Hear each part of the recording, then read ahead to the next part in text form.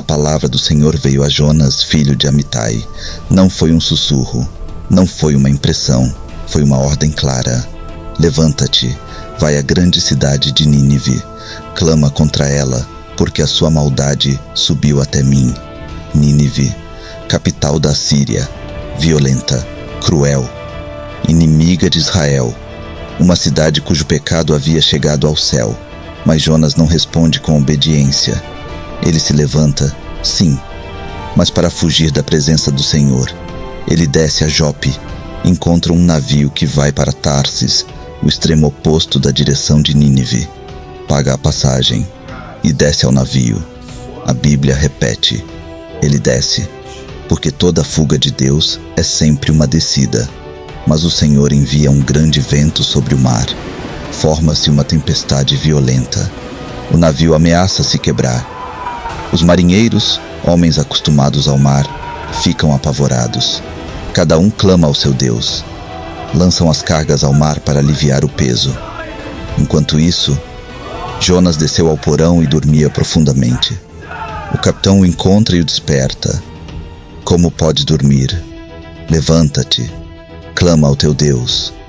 Talvez ele se lembre de nós para que não pereçamos.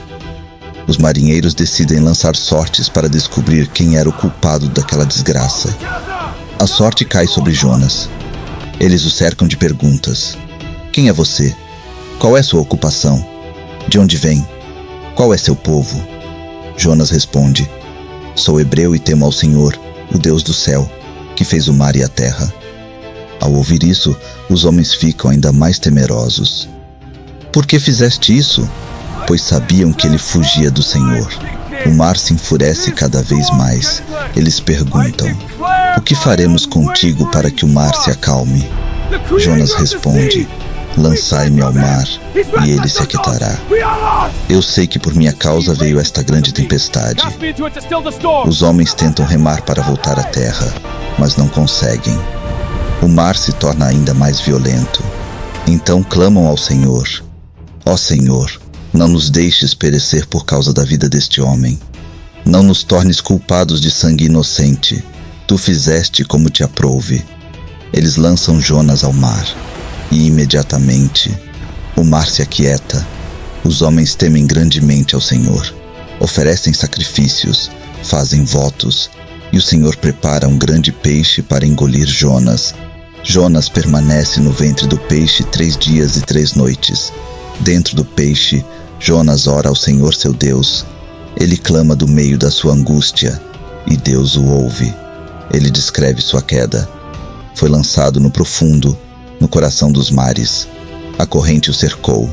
Todas as ondas e vagas passaram sobre ele. Ele pensou: estou lançado de diante dos teus olhos, mas ainda assim diz: tornarei a ver o teu santo templo. As águas o cercaram até a alma.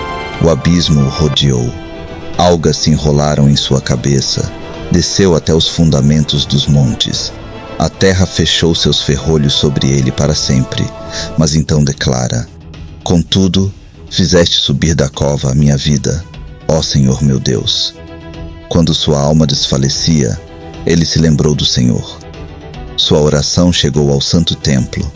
Ele reconhece: os que se entregam a ídolos vãos abandonam a própria misericórdia. Mas ele promete: com voz de gratidão te oferecerei sacrifício. O que votei pagarei. E declara a verdade central do livro: a salvação pertence ao Senhor. Então o Senhor fala ao peixe, e o peixe vomita Jonas em terra firme. Palavra do Senhor vem segunda vez a Jonas: levanta-te, vai à grande cidade de Nínive e proclama a mensagem que eu te digo. E Jonas se levanta. Vai a Nínive. Era uma cidade muito grande, de 3 dias de jornada. Jonas começa a percorrer a cidade e proclama: ainda 40 dias e Nínive será destruída. Não há promessa, não há explicação, apenas juízo. E então, algo surpreendente acontece. Os homens de Nínive creem em Deus, proclamam jejum, vestem pano de saco, do maior ao menor. A notícia chega ao rei. Ele se levanta do trono, remove suas vestes reais, cobre-se de pano de saco, senta-se sobre cinzas. Ele decreta que nem homens nem animais comam ou bebam. Todos devem clamar fortemente a Deus, devem se converter da violência. Ele diz: quem sabe se Deus não se voltará, se arrependerá e desviará o furor da sua ira. E Deus vê as obras deles, que se converteram do seu mau caminho. E Deus se arrepende do mal que havia anunciado, e não o faz. Mas isso desagrada profundamente a Jonas. Ele fica irado. Ora ao Senhor: ah, Senhor, não foi isso que eu disse quando ainda estava na minha terra?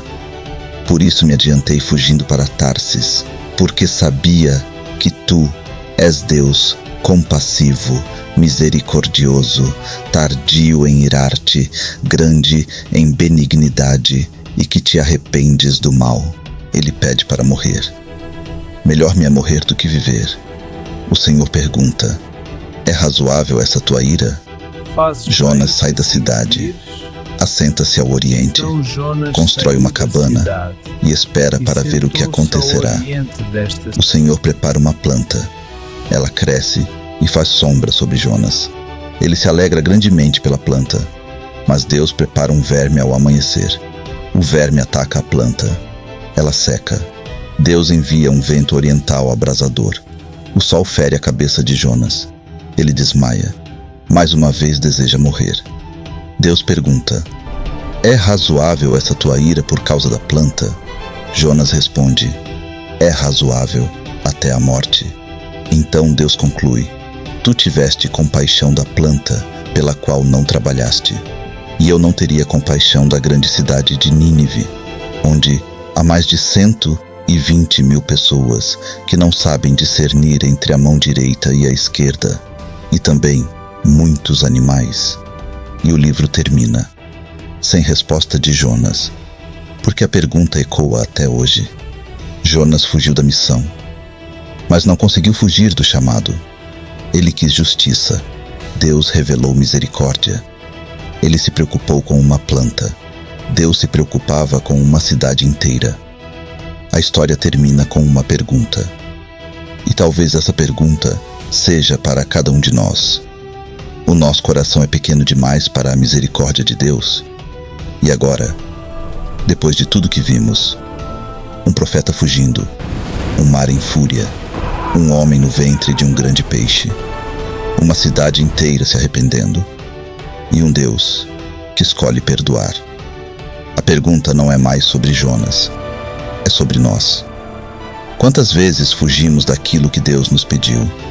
Quantas vezes preferimos ver justiça quando Deus quer mostrar misericórdia? Quantas vezes nos irritamos porque Deus foi bom com alguém que, na nossa opinião, não merecia? Jonas ficou bravo porque Deus salvou vidas. Ele se preocupou mais com uma planta que lhe dava sombra do que com mais de 120.000 pessoas que estavam caminhando para até a destruição. E Deus termina essa história com uma pergunta. Uma pergunta que atravessa séculos. Uma pergunta que chega até você agora. Será que o seu coração é menor que o amor de Deus?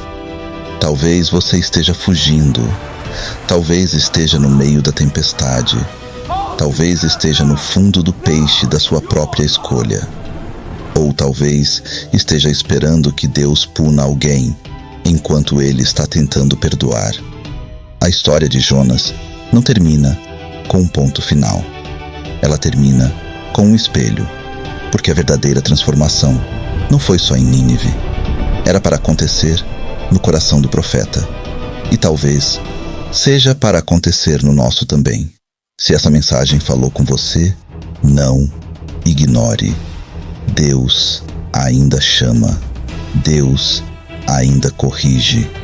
Deus ainda salva. E a salvação ainda pertence ao Senhor. Que essa história não seja apenas assistida, que ela seja vivida.